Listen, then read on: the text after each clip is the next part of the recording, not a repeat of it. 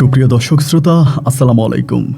দূরে কাছে দেশে অথবা সে বাইরে থেকে প্রিয় বন্ধুরা, শত ব্যস্ততাকে দূরে ঠেলে ঠিক এই মুহূর্তে মোবাইল ফোন কিংবা টিভি সেটের সামনে বসে যেখান থেকে আমার সাথে যুক্ত হয়েছেন আমি আপন, আর যে আপন জীবনের গল্পের 1458তম পর্বে আপনাকে এই প্রতিদিনের মতো স্বাগতম জানাচ্ছি। বন্ধুগণ, আজ আমি আপনাকে শোনাবো বন্দরনগরী চট্টগ্রামের ভাই মোহাম্মদ আরিফ হোসেনের জীবনের, প্রবাসী মোহাম্মদ আরিফের জীবনের চরম ভয়ঙ্কর রকম এক করুণ বাস্তব জীবন কাহিনী।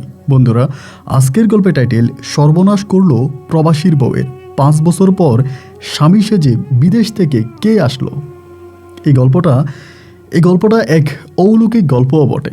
গল্পের মাঝে এক জিনের অভাব রয়েছে, কিছুটা ভৌতিকতা রয়েছে, এবং সত্যি কথা বলতে এক তান্ত্রিকের সঙ্গে এক প্রবাসীর বউয়ের হৃদয় বিতারক করুণ ভয়ানক বাস্তব ঘটনা, যা শুনলে রীতিমতো আপনার শরীরের পশম দাঁড়িয়ে যাবে। গল্পটা শুধু গল্পই নয়, আমার কাছে মনে হয় প্রবাসে থাকা প্রত্যেকটা স্বামীর আদরের বউদের এই গল্পটা শোনা উচিত, কারণ এই গল্পটা শুনলে আপনিও হয়তো এমন মহা বিপদ থেকে বেঁচে যেতে পারেন। সবাইকে অনুরোধ করবো শুরু থেকে শেষ পর্যন্ত চট্টগ্রামের ভাই আরিফ হোসেনের জীবনের বাস্তব গল্পটা আমার মুখে শুনবেন, এবং গল্প শেষে আরিফ ভাইকে ঠিক আপনার মতো করে একটা মন্তব্য কমেন্ট বক্সে লিখবেন। ধন্যবাদ সবাইকে। সুপ্রিয় বন্ধুগণ, আসসালামু আলাইকুম। আমার নাম মোহাম্মদ আরিফ হোসেন, আমার বাড়ি বন্দরনগরী চট্টগ্রাম। বন্ধুরা, আমি আমার জীবনের গল্পটা শুরু করার শুরুতে আপনাদেরকে আমার পরিবারের সঙ্গে পরিচয় করিয়ে দিচ্ছি। আমার পরিবারে আমি আছি, আমার বাবা আছে, মা আছে, রয়েছে আমার নানা নানি সহ আমার খালামণি। আমাদের পরিবারে আরও সদস্য রয়েছে আমার মামা মামি সহ মামাতো ভাই বোন। চট্টগ্রাম বিভাগের অদূরের কোনো এক অজপাড়া গায়ে আমাদের পরিবারটা ছিল এক উচ্চ মধ্যবিত্ত পরিবার। আমার বাবা পেশা আসলে তেমন কিছুই করতেন না। আমার বাবার একমাত্র পরিচয় হচ্ছেন তিনি ঘর জামাই। তিনি আমার নানার বাড়িতে ঘর জামাই থাকে। ছোটোবেলা থেকে আমি দেখে আসতাম আমাদের গোটা পরিবারটা আমার মামাই চালাইতো, আমার নানাবাই চালাইতো। আমার মামা আর নানাবাইয়ের হচ্ছে আমাদের বাজারের উপরেই একটা দোকান আছে, ওই দোকান চালিয়ে আমাদের গোটা পরিবারটা চলতো। এছাড়া আমার নানাবাইয়ের আমাদের এলাকাতেই অনেক বেশি জায়গা সম্পত্তিও রয়েছে। আমার মা আমার বাবাকে ভালোবেসে বিয়ে করে। আমার বাবার বাড়ি ছিল চট্টগ্রামের ভিতরে, বাট আমার নানু বাড়ি থেকে অনেক দূরে। আমার নানা ভাইয়ের দোকানে আমার বাবা নাকি কাজ করার জন্য আসে কর্মচারী হিসাবে। সেখানে আসার পরে আমার মায়ের সঙ্গে আমার বাবার প্রেম হয়, এবং প্রেম হলে পরে আমার নানা ভাই তখন আমার বাবাকে শর্ত দেয়, আমি আমার মেয়েকে এক শর্তে তোমার কাছে বিয়ে দিতে পারি। তুমি গরিব, তোমার কোনো ঠিকানা নাই, এবং সত্যিই সব কিছু মিলে আমি আমার মেয়েকে তোমার কাছে বিয়ে দেবো, তবে আমার একটা শর্ত আছে। আর আমার সেই শর্তটা হচ্ছে, তুমি আমার বাড়িতে ঘর জামাই থাকবা। তুমি যদি আমার মেয়েরই বিয়ে করো, আমার বাড়িতে ঘর জামাই থাকবা। এবং আমার আব্বারও আসলে ওই দিকেই তেমন কেউই ছিল না, যার জন্য জন্মস্থানের মায়া ত্যাগ করে আমার বাবা আমার নানাবাইয়ের প্রস্তাবে রাজি হয়ে গেল। একটা পর্যায়ে আমার নানার বাড়িতে আমার বাবা আমার মাকে বিয়ে করে ঘর জামাই থাকতে শুরু করে। তার পরিপ্রেক্ষিতেই আমি দুনিয়াতে আসি, কিন্তু আমি আসার পরে আমার কোনো ভাই বোন হয়নি। ছোটোবেলা থেকে না ভাই, একটা জিনিস খুব খেয়াল করে দেখতাম, যেটা আমাকে অনেক বেশি মর্মাহত করতো, অনেক বেশি কষ্ট দিত। আমি দেখে আসতাম আমার মা প্রতিনিয়ত আমার আব্বার সঙ্গে অত্যাচার করতো, আব্বার সঙ্গে খারাপ ভাষায় কথা বলতো। আমার আব্বা দিনরাত মিলিয়ে হাড়ভাঙা পরিশ্রম করত। যখন নানা ডাকতো দোকানে বসার জন্য, আমার আব্বা দোকানে গিয়ে বসতো। আবার অন্য লোকজনের সাথে আমার নানা ভাই আমার বাবাকে মাঠে পাঠাই দিত। সকাল থেকে সূর্য মামার ডুবা অবধি পর্যন্ত আমার বাবা মাঠের ভিতরে অন্য লোকজনের সাথে কাজ করে যেত। ঠিক যে সময় যে কাজে লাগাইতো, আমার বাবা সেই কাজের সঙ্গে যুক্ত হয়ে যেত।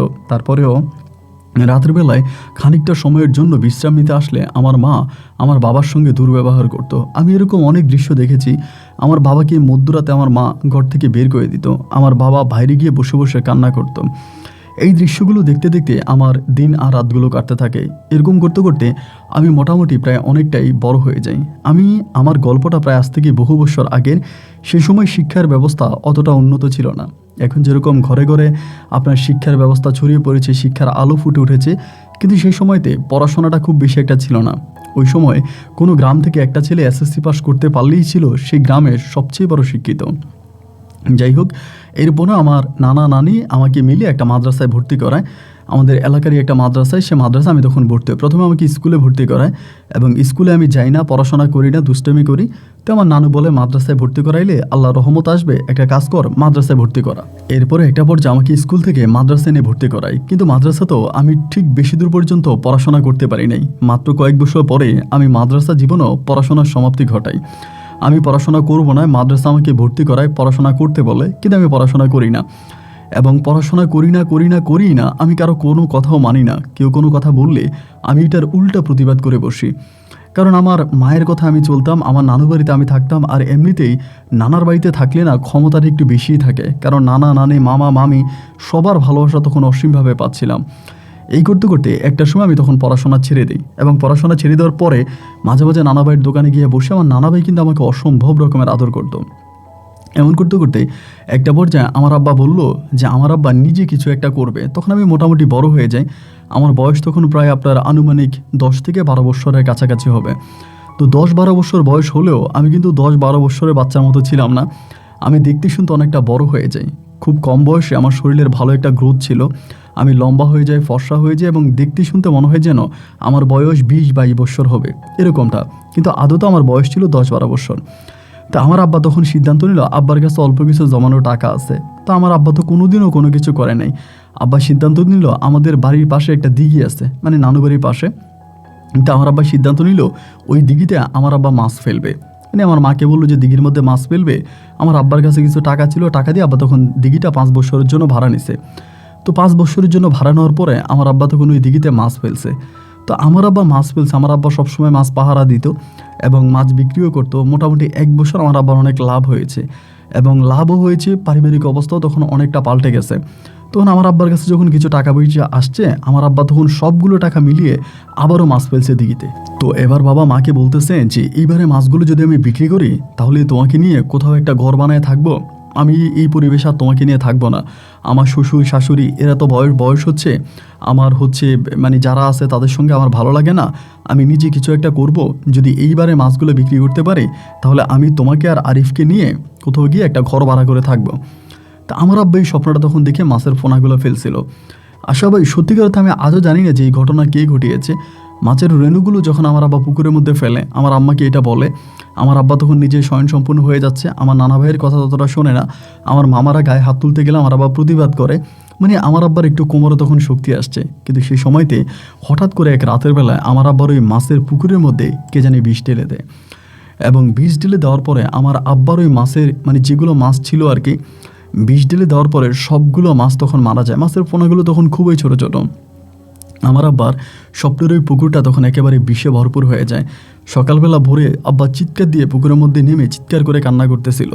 মাছগুলো সব সারা রাত মরে ভেসে উঠেছে। আমার নানা ভাই আর আমার মামা গিয়ে বলতেছে, বারবার বলছি দরকার নাই, আপনার এগুলো করার দরকার নাই, আপনি বাড়িতে আসেন, বাড়িতেই থাকেন, আমাদের জায়গা সম্পত্তি কি কম আছে? আপনি নিজে নিজে পুকুরে চাষ করতে গেছিলেন, এইটা আপনি কেন করতে গেলেন? আমি খুব ছোট মানুষ, বাট তারপর আমার বিবেকে কেন জানি আসছিল যে আমার আব্বার ওই পুকুরের ভিতরে আমার নানা ভাই বিষ ঢেলে দিচ্ছে। যে ঘটনা ঘটেছে এটা আমার নানা ভাই ঘটাইছে। আমার আব্বা যাতে কখনো নিজের পায়ে দাঁড়াতে না পারে, কারণ আমার আব্বা এখন আর আমার নানা ভাইয়ের কথা শোনে না, দোকানে বসে না, তারা তাদের মতো করে আমার বাবাকে গোলামি খাটাতে পারে না, যার কারণে তারা নিজেরই সম্ভবত এমন একটা অঘটন ঘটিয়ে দেয়। আমার আব্বা খুব কান্নাকাটি করে, অনেকটা ভেঙে পড়ে, এবং ভেঙে পড়ার পরে আমার আব্বা তখন সিদ্ধান্ত নিল মানে আমার আব্বাই বাড়িতেই থাকবে না। পরে আমার মুখের দিকে তাকে, আমার মায়ের মুখের দিকে তাকে আমার আব্বা তখন বাড়িতে থাকতে শুরু করে। এভাবে প্রায় 15-20 দিনের মতো কেটে যায়। সারাদিনে আব্বা মন খারাপ করে ঘরের ভিতর বসে থাকতো, কান্নাকাটি করতো, প্রয়োজন ছাড়া কারোর সাথে কথা বলতো না। আব্বার বুকের ভিতর এক হিমালয় পরিমাণের কষ্ট জমা নিয়ে আব্বা দিনরাত পার করতেছিল। তো এমন করতে করতে আমার নানা ভাইয়ের সঙ্গে চলা আরেক লোক, এ কি সত্য বলছে না মিথ্যা বলছে তা জানি না, আমার আব্বার কাছে বলে দিছে আমার আব্বার যে পুকুরের ভিতরে বিষ ঢালছে এটা নাকি আমার বড় মামা ঢালছে, মানে আমার মায়ের বড় ভাই যিনি উনি ঢালছে। এইরকম একটা খবর আমার আব্বা কার কাছ থেকে, মানে থার্ড পার্টির কাছ থেকে আব্বা খবরটা পাইছে। এবং খবরটা পাওয়ার পরে আব্বা একদিন সন্ধ্যাবেলায় আমার বড় মামার সাথে লেগে বসছে, মানে বড় মামার সাথে লাগার মতোই, এবং বড় মামারে বলতেছে যে আপনি আমার পুকুরের মধ্যে বিষ ঢালছেন, আমার কাছে প্রমাণ আছে। আমার মামা বলতেছে কিসের প্রমাণ আছে তোর কাছে? তুই ঘরের জামাই থাকিস বেটা, তোর এত পাওয়ার কেন? এই নিয়ে যখন লাগে, এবং লাগার পরে আমার বড় মামা তখন আমার আব্বাকে খুব মারে। আমার আব্বাকে মানে বেদম পিটায়, কিন্তু আমার মা একটা বারের জন্য আমার আব্বাকে ধরতে গেল না, বা আমার বড় মামাকেও ধরতে গেল না। নানা নানি সবাই দাঁড়িয়ে দাঁড়িয়ে দৃশ্য দেখলো, আমার আব্বাকে কুকুরের মতো উঠানের মধ্যে রেখে পিটাইলো। এবং পিটানোর পরে আমার মামা তখন চলে গেছে। তো চলে যাওয়ার পরে আমি তখন বাবারে জড়াই ধরে কান্না করতেছি। বাবা তখন আমার মায়ের কাছে আইসা বলল, আপনার ভাই আমার এইভাবে পিটাইলো, আপনি একটাবারের জন্য কোনো প্রতিবাদ করলেন না? আমার মা তখন আমার আব্বাকে বলতেছিল ঘর জামাই থাকলে এরকম কিল ঘুষি খাওয়াই লাগে। আমার আব্বা বলে যে ঘর জামাই থেকে কিল ঘুষি খাওয়া লাগে সে ঘর জামাই আমি আর থাকবো না। এইটা বলে আমার আব্বা তখন তার ব্যাগ রেডি করতেছিল। ব্যাগ রেডি করতেছেন, আমারে বলতেছে আরিফ তুই কি আব্বার সঙ্গে যাবি? আমি আব্বার মুখের দিকে তাকিয়ে আসছি। মা তখন আমার টান দিয়ে বলল ও যাবে কেন, তোর যাও তুই যা, তুই কই যাবি? 2 দিন পরে যখন পেটে টান পড়বে খাবার পাবি না তখন ঘুরে ফিরে আবার এইখানে আসবে। আমার আব্বা তখন আমার মাকে মুখের উপর বলে দিল যদি পেটের খিদা সহ্য করতে না পারি সামান্য একটু বিষ খেয়ে আমি ওই আমার মাছের পোনাগুলোর মতো বেসে যাব, তারপরও আমি কখনোই এই বিটাতে আর কখনোই পা রাখবো না। আমার আব্বা কাঁদতে কাঁদতে সেদিন রাত আনুমানিক 8টা কি 8:30 বাজে রক্তাক্ত শরীর নিয়ে আমার নানু বাড়ি ত্যাগ করে। আমি ঠিক জানি না কেন জানি আমার মন বলতেছিল এটাই হয়তো আমার বাবার শেষ যাওয়া। আব্বা সম্ভবত আর কোনোদিনও আমার নানু বাড়িতে ফিরবে না, আব্বা সম্ভবত আর কোনোদিনও ফিরবে না। এটাই আমার আব্বার আমার নানু বাড়ি ছেড়ে চলে যাওয়ার শেষ সময় চলে আসছে। এবং আমার আব্বা তখন চলে গেল। আব্বা চলে যাওয়ার পরে মনটা তখন খুব খারাপ হয়ে গেল। আমার আব্বা অনেক দিন কেটে গেল, আব্বার বাড়ি ফিরে আসতো না। আমি যখনই মায়ের কাছে বলি ও মা বাবা তো চলে গেল, বাবা কই গেল, একটু খোঁজ খবর নিতা, বাবা তো বাড়ি আসে না, এটা বললে আমার মা তখন আমার উপর খেপে যাইতো যে তুই এত কথা বলতেছিস কেন, তোর বাপ যেখানে যাবার সেখানে গেছে, এত কথা তোর জানতে হবে না। মানে আমি কোনো কিছু বললে আম্মা উল্টা খেপে যেত, আমাকে মারতে আসতো, আমার সঙ্গে খারাপ ব্যবহার করতো। তা আমি আর মাকে কোনো কিছু বলতাম না। আব্বা কোথায় চলে গেছে এটা আল্লাহই ভালো জানে, আমরা আর আব্বার কোনো সন্তান পাইলাম না। এইভাবে দিন আর রাতগুলো কাটতেছে। আর আমি তখন পড়াশোনাও করি না। বেশিরভাগ সময় আব্বা যে পুকুরে মাছ ফেলেছিল, মানে এটা পুকুরও না দিঘিও না, ওরকম একটা জায়গা, তো ওইটার পাড়ে গিয়ে আমি বসে থাকি এবং দিঘির পানিগুলোর দিকে তাকায় থাকি। আমার আব্বা তো কত স্বপ্ন দেখেছিল এবার যদি দিঘির মাছগুলো বিক্রি করতে পারে, তারপরে আমার আব্বা এই বন্দি জীবন থেকে একটা মুক্ত জীবনে পা রাখবে, আমাকে আর আমার মাকে নিয়ে এই শহর থেকে দূরে কোথাও চলে যাবে, সেখানে আমার আব্বা আমাদেরকে নিয়ে থাকবে। কিন্তু আমার আব্বার সেই স্বপ্নটা আর পূরণ হলো না। আমার আব্বার বুকের ভিতরে এক পৃথিবী কষ্ট নিয়ে এই গ্রাম বাবার ত্যাগ করতে হলো। আমার আব্বা কি মরে গেছে না বেঁচে আছে জানি না, কিন্তু হয়তো বাবা আর কোনোদিনও ফিরবে না। এমন করে দিঘির পাড়ে আমার তখন দিন আর রাতগুলো কাটতেছে। এই করতে করতে আমার বয়স তখন প্রায় 19 বৎসরের কাছাকাছি হয়ে যায়। তো 19 বৎসরের কাছাকাছি হয়ে গেলে পরে ওই সময়তে আমার নানা ভাই হঠাৎ করে সিদ্ধান্ত নিল তিনি একটা জমি বিক্রি করবে। ওই সময় মামারাও আছে, মাও আছে, সবাই আছে। তখন আমার বয়স প্রায় 19 কি 20-এর কাছাকাছি আনুমানিক এরকম। তো নানা ভাই সিদ্ধান্ত নিল তিনি একটা জমি বিক্রি করবে। তো জমি বিক্রি করার সিদ্ধান্ত নেওয়ার পরে তিনি একটা জমি বিক্রি করছে, করার পরে তার একটা ঋণ ছিল, উনি ওই ঋণটা পরিশোধ করছে। এবং ঋণটা পরিশোধ করার পরেও জমি বিক্রির অনেকগুলো টাকা আমার নানা ভাইয়ের কাছে ছিল। তো নানা ভাই তখন করলে কি ওই টাকাগুলো আমার মা, আমার খালা, আমার মামাদের মাঝে সবার মাঝে ভাগ করে দিয়ে দিছে। তো দিয়ে দেওয়ার পরে আমার মায়ের কাছে তখন অনেকগুলো টাকা চলে আসছে ওই জমিটা বিক্রি করার টাকা। তাই আমি এবার মারে বললাম মা নানা ভাই তো তোমার টাকাগুলো দিছে, এই টাকাগুলো তো তোমার কাছে আছে, এগুলো তো আসলে কোনো কাজে আসবে না, তুমি তো এগুলো দিয়ে কিছু করবা না, একটা কাজ করো না মা, টাকাগুলো আমারে দিয়ে দাও। মা আমারে বলতেছে এই টাকা দিয়ে তুই কি করবি? আমি বললাম আমার কাজ আছে, তুমি কি আমারে দিবা এই টাকাগুলো? মা আমারে বলে যে না আমি এই টাকা তোর দিব না, টাকাটা তুই শুধু শুধু নষ্ট করবি। আমি বললাম মা ছোটোবেলা থেকে আমি কখনোই কোনোদিন কোনো টাকা পয়সা নষ্ট করি নাই, তোমার কাছে কেন মনে হচ্ছে যে আমি টাকা নষ্ট করব? আমি আসলে টাকা নষ্ট করব না, তুমি আমার টাকাটা দাও, আমি এটা দিয়ে একটা ব্যবসা করব। আম্মা আমারে বলতেছে তুই ব্যবসা করবি? তা কী ব্যবসা করবি? আমি বললাম আমার বাবা যে দিঘিটা নিয়েছিল, দিঘিতে মাছ ফেলেছিল, আমি সেই দিঘিতে আবারও মাছ ফেলবো এবং আমি আমার বাবার স্বপ্নটা পূরণ করব, আমি দিঘিতে মাছ বিক্রি করে অনেক টাকা ইনকাম করব। আমার মা বলে বাপে চইছে হাল, মায়ে চইছে হাল, তোর জন্য রাখছে নাঙ্গল আর জোয়াল। গ্রামের বাসায় এটা বইলা আমারে বলতেছে যা ইন্তুন, মানে আমার ওখান থেকে বিদায় করে দিছে, মানে উনি আমাকে টাকা দিবে না। মানে আমি কেন আব্বার কথা বললাম, ওইখানে আব্বার মতো করে আমি ব্যবসা করব, এটা বলাতে আমার মা আরও বেশি খেপে গেল যে না আমারে কোনোভাবেই টাকা দিবে না, আমারে বলতেছে এখান থেকে তুই চলে যা। আমাকে তখন বিদায় করে দিল এবং দেওয়ার পরে আমার মনটা তখন ভীষণ রকমের খারাপ হয়ে গেল যে মা আমার সঙ্গে এই কাজটা কেন করলো বা কী কারণে আমার সঙ্গে এরকমটা করলো। আমাকে বিদায় করে দিল। তো তারপর আমি চলে আসছি যে ঠিক আছে যেহেতু উনি আমাকে বিদায় করে দিছে এবং আমাকে বলেই দিছে যে মানে উনি আমাকে টাকা দিবে না, পরে সব সময় দিঘির পাড়ে গিয়ে বসে থাকি। এই করতে করতে ভাগের মানে আমার নানার ভাগের কিছু টাকা, ওই জমি বিষের কিছু টাকা আমার নানির কাছেও ছিল, আমার নানিও কিছু টাকা পাইছে। তো একদিন হলো কি নানি বিকেলবেলা ছাগল চড়ানোর জন্য ওই দিঘির পাড়ে গেছে, যে দেখতেছে আমি দিঘির পাড়ে বসে বসে কান্না করতেছি। ওই সময় তো আমি কোনো কাজ কাম করি না, নানার বাড়িতে থাকি, খাই, ঘুরি ফিরি, এভাবেই সময় কাটে। তো আমার নানুমণি তখন ওই দিঘির পাড়ে গেছে। নানি যে আমারে বলে কিরে আরিফ এখানে কান্দিস কেন? আমি বললাম নানি মার কাছে কয়টা টাকা চাইছিলাম, বলছিলাম দিঘিটা কত সুন্দর খালি পড়ে আছে, দিঘিটা ভাড়া নিব, এখানে মাছ ফেলবো, কিন্তু আমার মা আমারে টাকা দেয় নাই। নানি বলে, কে তোর কি শখ হয়েছে মাছ পালবি? আমি বললাম, হ নানু, আমার শখ হয়েছে, আমি মাছ চাষ করব। পরে আমারে বলে, আচ্ছা ঠিক আছে, আমার কাছে টাকা আছে, আমি তোরে টাকা দিমুনি, তবে লাভ হইলে কিন্তু আমার টাকা ফিরিয়ে দেওয়া লাগবে। আমি বললাম, নানি যদি লাভ হয় আমি সর্বপ্রথম তোমার টাকা তোমারে ফিরিয়ে দিব, আর যদি লস হয় আমি অন্যখানে মানুষের কাজ করে হইলেও আমি তোমার ওই ঋণ পরিশোধ করব, আমি তোমার টাকা মাইরা খাবো না। নানু তখন আমাকে তার ভাগের ওই টাকার অংশের কিছু টাকা আমাকে দেয়। দেওয়ার পরে আমি তখন সেই টাকাগুলো দিয়ে আমাদের এলাকার যার দিঘি, তার কাছ থেকে আমি তখন দিঘিটা আমার বাবার মতো 5 বছরের জন্য ভাড়া নেই, এবং 5 বছরের জন্য ভাড়া নেওয়ার পরে উনার কাছ থেকে আমি দিঘিটা নিই এবং সেখানে আমি কিছুটা খনন করি, 4-5টা বাদি এবং বাইরে ওখানে আমি পানি দিয়ে তারপরে মাছ চাষের জন্য উপযোগী করি। তো মাছ চাষের জন্য উপযোগী করে আমি ওখানে মাছের পোনা ফেলি। মাছের পোনা পেলে আমি সারাক্ষণ ওইটা পাহারা দেই। আমার আব্বা যেরকম মাঝে মাঝে দিঘি ফালায় চলে আসতো, বাড়িতে এসে ঘুমাইতো, আমি কিন্তু এটা করি না।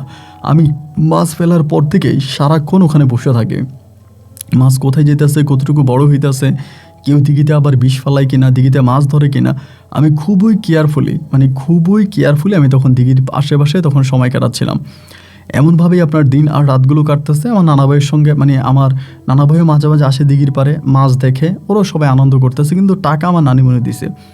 তো ওই প্রথম মাসের টাকাটা উঠার পরে, প্রথম যে টাকাটা পাইছি, ওই টাকাটা থেকে আমি নানির ঋণটা দেওয়ার পরেও আমার কাছে অবশিষ্ট অনেকগুলো টাকা থেকে গেল, অনেকগুলো টাকা আছে। তো থাকার পরে আমি আবার মাছ ফেলছি, এটা সেকেন্ড টাইম মাছ ফেলছি। তো সেকেন্ড টাইম মাছ ফেলার পরে তখন আমি আর আগের মতো করে পাহারা দিতাম না। আগে যেরকম ধরে সবসময় পাহারা দিতাম, এখন আর খুব বেশি একটা পাহারা দেই না দেওয়ার পরে একদিন রাতের বেলা হইল কি, আমি দিঘির পাড়ে গিয়ে দাঁড়ায় আছি, তখন আপনার চাঁদের আলো পড়তেছিল, মোটামুটি ভালোই চাঁদের আলো পড়তেছে, আমি দিঘির পাড়ে গিয়ে দাঁড়ায় আছি।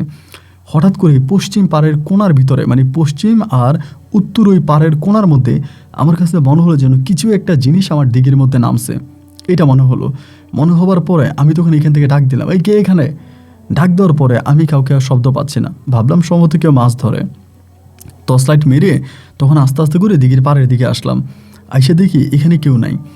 এরপরে আমি আবার চলে যাওয়ার পরে মাঝে মাঝে আমি যখন এই দিঘির পাড়ে দাঁড়ায় থাকতাম, এই পশ্চিম আর এই পূব আপনার উত্তর কোণার ভিতরে আমি দেখতাম কে জানি মনে হয় যেন ওখানে দাঁড়ায় থাকে, এরকম একটা অভয় আমার কাছে মনে হতো।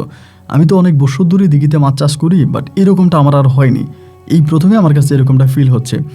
হওয়ার পরে এর পরের দিনে, এর একদিন কি 2 দিন পরে আমাদের গ্রামেরই একটা মহিলা, ওই দিঘির পাড়েরই একটা মহিলা, দিঘির পাড়ে ওনার বাড়ি, নাম হচ্ছে নার্গিসের মা, ওনার সবাই নার্গিসের মা বলে ডাকেন।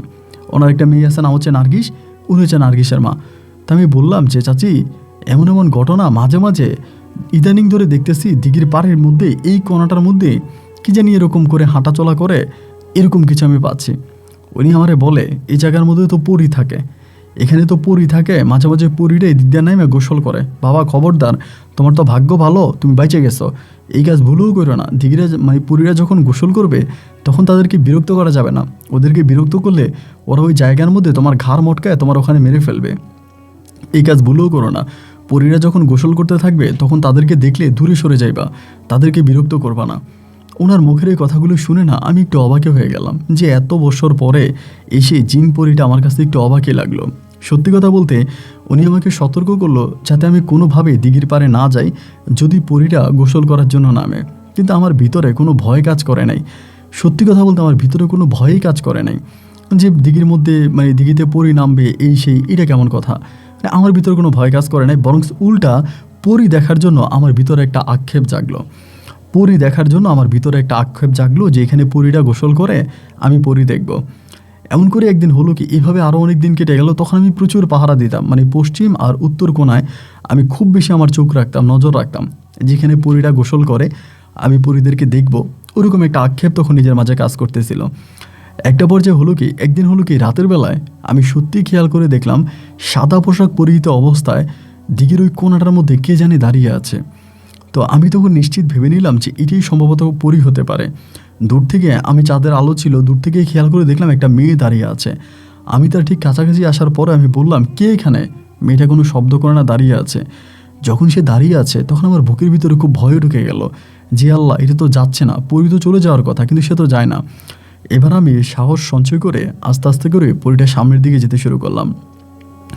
পরীটার খুব কাছাকাছি গেলাম এবং যাওয়ার পরে দেখলাম এটা ওই পাশের ঘরের ওই পাশের বাড়ির মেয়ে নার্গিস। নার্গিস ওখানে দাঁড়ায় আছে। নার্গিসকে দেখার পরে আমি একটু অবাক হয়ে পড়লাম। নার্গিস কিন্তু আমাদের এলাকাতে সবচেয়ে সুন্দরী একটা মেয়ে ছিল। ওই যে নার্গিসের মা বলি, ওই নার্গিস মানে খুবই সুন্দর। তখন আমি বললাম, জি কী ব্যাপার নার্গিস, তুমি এত রাতের বেলা এখানে দাঁড়ায় আসতো? বলে ভাল লাগতেছে না, গরম লাগতেছে, একটু বাতাস খাওয়ার জন্য আসছিলাম, এই জায়গাটা তো অনেক বাতাস। আমি বললাম, তোমার মা বলে জায়গাটা খারাপ, এখানে মাঝে মাঝে পরীরা এসে গোসল করে, তা তুমি রাতের বেলা এখানে দাঁড়িয়ে আছো কেন? ও আমারে বলতেছে, তো পরী এসে গোসল করলে কী হয়েছে, আমি কি মানুষ নাকি, আমিও তো পড়ি। তা আমি বললাম যে কেমনে তুমি পরী হইলা কেমনে? অনেকেই বলে, তখন আমরা বলে যে অনেকেই বলে আমি নাকি পড়ি। তা আমি তোর সঙ্গে তখন অনেকটা হাসাহাসি করি। তাই আমারে বলে, আমি যে রাতের বেলা এখানে আসছি, দাঁড়াইছি বা দিঘির পানি দেখতেছি, বাতাস খাচ্ছি, আমার মাকে কিন্তু বললেন না, কারণ মা যদি শোনে তাহলে আমাকে এখানে আর আসতে দিবে না। আমি বললাম যে না, আমি তোমার আম্মাকে বলবো না। সেদিন অনেকক্ষণ গল্পগুজব করলাম। এরপরে সে যথারীতি বাড়িতে চলে গেল এবং বাড়িতে চলে যাওয়ার পরে সে মাঝে মাঝে দিঘির পাড়ে আসতো, মানে মাঝে মাঝে বলতে প্রায় প্রতি রাতে আসতো। আমি তার সঙ্গে গল্পগুজব করতাম, কথা বলতাম এবং আমাদের দুজনের মাঝে একটা ভালো লাগার সম্পর্ক তখন শুরু হয়ে যায়। ও তখন পড়াশোনা করে না, বাড়িতেই থাকে এবং আমি আবার মাছ ধরলে ওর মায়েরে মাছ দিতাম, আবার বেশি মাছ পাইলে, গুড়া মাছ বা ছোটো মাছ পাইলে ওর মায়েরে দিয়ে আসতাম। ওদের সঙ্গে আমার তখন পারিবারিক একটা ভালো সম্পর্ক হয়। দিনের বেলায় ও যদি আমাকে দেখে তাহলে মুখ লুকিয়ে চলে যায়, আমার সঙ্গে কথা বলে না, কিন্তু রাতের বেলায় দিঘির পাড়ে আসলে ও আমার সঙ্গে অনেকক্ষণ ধরে কথা বলে। এভাবে প্রায় একদিন দুদিন নয়, 2টা মাসের মতো কেটে গেল। এই 2টা মাসে প্রায় প্রতিটা রাতেই ঘন্টার পর ঘন্টা দিঘির ওই পশ্চিম আর উত্তর কোণায় আমি দাঁড়িয়ে দাঁড়িয়ে আমার ভালো লাগার মানুষ নার্গিসের সঙ্গে সময় কাটাইতাম। নার্গিসের হাত ধরতাম, ওর চুল ধরতাম, ওর সঙ্গে এরকম করে সময় কাটাতাম। কিন্তু কোনোদিনও আসলে ওর সঙ্গে আমার খারাপ কোনো কিছুই হয় নাই, কারণ অনেক গভীরাতেও আসতো, আমি চাইলেই কোনো খারাপ সম্পর্ক করতে পারতাম, কিন্তু আমি করি নাই। এরকম করতে করতে একদিন হঠাৎ করে নার্গিসের মা, আমি তখন মানে দিঘিতে মাছ ধরতেছি, আমারে বলতেছে, ওই জাল দিয়ে মাছ ধরতেছি, কিছু মাছ বিক্রি করব। নার্গিসের মা এসে আমারে বলতেছে যে, আরিফ আজকে আমাদেরকে কয়টা বেশি মাছ দিও, আমারে বলে। আমি বললাম, কয়টা বেশি মাছ দিব মানে? বলো, কয়টা বেশি মাছ দিও, আজকে আমাকে নার্গিসরে দেখতে আসবে, রাতের বেলায় নাকি কোন মেহমান আসবে তার মেয়েরে দেখার জন্য। আমার বুকের ভিতরটা তখন একটা কাঁপ দিয়ে উঠলো, কিরে আমি না নার্গিসকে ভালোবাসি, নার্গিসের সঙ্গে আমার এত প্রেমের সম্পর্ক, গতকালকেও নার্গিসের সঙ্গে আমার এত রোমান্স কথাবার্তা হলো, কই নার্গিস তো আমার একটাবারের জন্য বলো নেই যে আজকে রাতে তারা দেখতে আসবে। আমি আর কোনো কিছু বললাম না। না বলার পরে সে রাতের বেলা আমি অপেক্ষা করতেছি, নার্গিস আসছে। আসার পর আমি বললাম, কী ব্যাপার, তোমার মা বললো তোমার নাকি কে দেখতে আসবে, তোমার নাকি কে দেখবে, এখন তোমারে কে দেখতে আসবে আমারে বলো তো। ও বলে, কই? আমি বললাম, তোমার নাকি দেখতে আসছে। ও বলে, আরে না, আমার আম্মা আপনার কাছ থেকে মাছ কেনার জন্য মিথ্যা কথা বলছে। আমি বললাম, তোমার আম্মা বললো আর তুমি বলো মিথ্যা কথা? বলো, মিথ্যা কথা। তো সেদিন ওর সঙ্গে আমার অনেকক্ষণ কথাবার্তা হলো, হওয়ার পরে সে চলে গেল। এর পরের দিন সকালবেলা তার মা পাতা কুড়ানোর জন্য, মানে গাছ থেকে যে পাতা পড়ে না দিঘির পারে, ওই পাতাগুলো নেওয়ার জন্য মানে পিচা নিয়ে আসছে, ঝাড়ু দিতে আসে, মানে পিচা দিয়ে এসে পাতাগুলোকে নিবে। তা আমার কাছে আসার পরে ওইখানে আমি তখন বসে আছি। আমি বললাম, কী ব্যাপার কাকি, কালকে কি নার্গিসরে দেখতে আসছিল? বলে, আসছিল তো, আলহামদুলিল্লাহ নার্গিসের বিয়ে শাদীর কথাবার্তা মোটামুটি ফাইনাল। এটা শোনার পরে আমার বুকের ভিতরটা তখন কাঁপ দিল, কিরে কি বলে, বিয়ে শাদীর কথাবার্তা বলে ফাইনাল? আমি বললাম, নার্গিসকে আপনি কিছু বলে নাই? বলে না, নার্গিস তো আমার কিছু বলে নাই। মানে আমি তখন বুঝতে পারতেছিলাম না যে এটা কি হইতেছে। তো উনি তখন এখানে কাজ করতেছে, তাদের বাড়িতেও খালি, বাড়ির মধ্যে কেউ নাই, বাড়িটা পুরোই খালি। আমি তখন করলাম কি, আস্তে আস্তে বাড়ির দিকে রওনা দিলাম। বাড়ির দিকে রওনা দিয়া বাড়ির কাছাকাছি গেছি, যাওয়ার পরে আমি দেখলাম যে নার্গিস উঠানের মধ্যে বসে আছে। তখন আমি তার কাছে গেছি, আমার বলতেছে, আরিফ ভাই ভালো আছেন?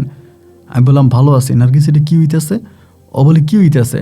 আমি বললাম, তোমার মা বললো তোমার নাকি বিয়ে ঠিক হয়ে গেছে। ও বলে, হ্যাঁ, কালকে রাতে তো আমাকে দেখে গেছে এবং ছেলেপক্ষের মোটামুটি ভালো আগ্রহ আছে, হয়তো আমার বিয়ে হয়ে যাবে। কেন, আমার বিয়ে হইলে আপনি খুশি হবেন না? আমি বললাম, তো তোমার যদি বিয়ে হয়ে যায়, তাই তুমি যদি বিয়েই করে বসবা, তাহলে আমার মনে তোমার প্রতি মানে আমার মনে তোমার জন্য প্রেম ভালোবাসা জন্ম দেওয়াইলা কেন? ও বলে, মানি কি বলতেছেন এগুলো? আমি আপনার মনে প্রেম ভালোবাসা জন্ম দেওয়াইলাম মানে এটা কী ধরনের কথা? আমি বললাম, নার্গিস, রাতের পর রাত দিঘির কোনায় গিয়ে আমার বুকের ভিতরে মাথা রেখে আমাকে হাজার রকমের স্বপ্ন দেখাইলা, চাঁদ তারার সঙ্গে আমার প্রেমের তুলনা করলা, রাতের বেলায় ভালোবাসার আঙিনে আমাকে আঙিয়ে রাখলা, আর এখন তুমি আমারে বলতেছো তুমি অন্য কাউকে বিয়ে করে ফেলবা। আমাকে বলে, দাঁড়ান, কি বলতেছেন? আমি রাতের বেলায় আপনার সঙ্গে দিঘির পারে? আমি বললাম, কেন, তুমি তো কালকে রাতেও গেছো। তখন হাসতে হাসতে বলতেছে, আপনি কি পাগল হয়ে গেলেন? আমি কালকে রাত্রে গেছি মানে? এবং এরকম করতে করতে ওর মা তখন আসছে পিছন থেকে, এবং আসার পর ও তখন ওর মায়েরে বলতেছে, মা শুনছেন আরিফ ভাই কী বলে? আমি তখন বোকার মতো ওখানে দাঁড়িয়ে আছি। পরে বলে, কি আরিফ কী বলে? তো তো ও বলতে আরিফ ভাই বলে আমি নাকি প্রত্যেক দিন রাতের বেলায় দিঘির কোনায় গিয়ে আরিফ ভাইয়ের সঙ্গে বসে বসে গল্প করতাম, প্রেম করতাম, কথাবার্তা বলতাম। এবং এইটা বলার পরে ওর মা তখন মানে ওই পাতাগুলো রেখে আমার কাছে আসছে, আইসা আমারে বলে আরিফ কী হয়েছে তুই বলতো আমার একটু। আমি বললাম না কিছু হয় নাই, আমি তো আপনার মেয়েরে পছন্দ করি, আমি আপনার মেয়েরে বিয়ে করব। পরে নার্গিসও হাসে, উনিও হাসে। উনি বলে তুই নার্গিসরে বিয়ে করবি এটা ভালো কথা, এটাতে তো কোনো সমস্যা নাই, কিন্তু নার্গিস কীভাবে রাতের বেলায় তোর সঙ্গে দিঘির পাড়ে গিয়ে কথা বলবে? কারণ নার্গিস তো প্রতি রাতে আমার সঙ্গেই ঘুমায়, আমি আর নার্গিস একসাথেই ঘুমাই। আমি তো রাতের বেলায় নার্গিসরে কোনো দিনও দেখি না নার্গিস উঠে যেতে। আমি বললাম আপনি নার্গিসরে দেখবেন কেমন করে, ও প্রতি রাতেই উঠে গেছে, আমার সঙ্গে প্রেম ভালোবাসা করছে, দিঘির কোনায় গিয়ে আমার সঙ্গে এত রোমান্স করে এখনও আমাকে ছেড়ে দিবে। উনি তখন আমার কথাটাকে কীভাবে নিয়েছে আমি জানি না। উনি তখন আমারে বললো যে ঠিক আছে তুই বাড়িতে যা, আমি তোর সঙ্গে পরে কথা বলবো। আমি নার্গিসের বাড়ি থেকে আসছি, আইসা তখন আপনার প্রায় 11টা কি 11:30 মতো বাজে। আমি আমার বাড়ির দিকে যাচ্ছিলাম, বাড়ির দিকে যাচ্ছি, এমন সময় দেখি কি যে নার্গিসের মা আমগো বাড়ি থেকে বেরোইতে আসে, মানে আমাদের বাড়ি থেকে বেরোইতে আসে। আমাদের বাড়ি থেকে যখন বেরোইতে আসে আমি বললাম কী ব্যাপার কাকি, আপনি আমাদের বাড়িতে কেন? বলে তোর আম্মার সঙ্গে তোর বিয়ের কথাবার্তা ফাইনাল করে আসলাম। জানি না উনি আমার আম্মাকে কী বলছে। বাড়িতে যাওয়া মাত্র মা আমার কলার চেপে ধরে বসছে, মা তো এমনিই খুব রাগী, এবং কলার চেপে ধরে আমারে বলতেছে আজকে থেকে তোর বাইরে যাওয়া বন্ধ। আমি বললাম আমি দিঘিতে মাছ ফেলছি, আমার মাছগুলো বড় হইতেছে, আমি মাছগুলো বিক্রি করব, তুমি কি বলতেছো আজকে থেকে আমার বাইরে যাওয়া বন্ধ? মা বলে আজকে থেকে তোর বাইরে যাওয়াই বন্ধ, তোর বাইরে যাওয়া চলবে না, এবং তুই নাটক করিস বাইরে গিয়ে মানুষের মেয়েদের সঙ্গে, এইটা বলে আমার তখন ওখানে আটকায় রাখছে। আমার বাড়ি থেকে বেরোতে দেয় নাই। রাতের বেলা হয়েছে কি আমার নানা ভাই তখন আমার জন্য কবিরাজ নিয়ে আসছে। কোত্থেকে জানি আনার পরে কবিরাজের সামনে আমাকে বসাইছে। বসানোর পরে কবিরাজ আমার মারে বলতেছে যে আপনার ভাগ্য ভালো, আপনার ছেলেটার আপনি পাইছেন, আপনার ছেলেকে তো আপনি পাইতেন না। একটা দুষ্ট পরী আপনার ছেলেকে স্থলে বলে ফালাইয়া দিঘির কোণার ভিতরে প্রতিদিন এসে আপনার ছেলের সঙ্গে প্রেম করতো, এবং ওই পরীটা আপনার ছেলেটাকে নিয়ে যাইতো। মোটামুটি সব কিছু ঠিক হয়ে গেছে, আল্লাহর হয়তো অশেষ রহমত যে আপনারা বেঁচে গেছেন বা আপনার খবর পাইছেন। তবে ছেলের হাতে আমি তাবিজ পরাই দিচ্ছি, কোনো দিন এই তাবিজ খুলবেন না। এবং আমার হাতে তখন তাবিজটা পরাই দেওয়ার পরে মানে আমি পরীর সঙ্গে কী কথা বলতাম, কী কথা হইতো, আমাদের ওই গোপন বিষয়গুলো পর্যন্ত ওই কবিরাজ অকপটে স্বীকার করে যাচ্ছে, মানে তিনি বলতেছে। তো এখন আমার প্রশ্ন হলো যে কবিরাজ এটা জানে কীভাবে?